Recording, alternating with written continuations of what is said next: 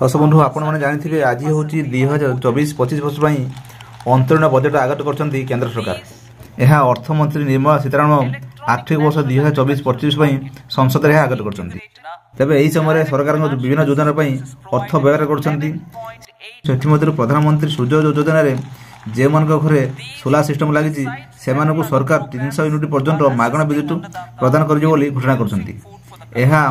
समस्त गोटे खुशी खबर जो मैंने एवं सुधा आपन प्रधानमंत्री सूर्य योजना अप्लाई करना आप तुरंत अप्लाई करूँ एवं सरकार जो मागणा विद्युत आप 300 यूनिट आप घोषणा कर लाभ उठू। दर्शक बंधु ये थे आपंकर यूनियन बजेट बा आपंकर केन्द्र जो आज अंतरीण बजेट आगत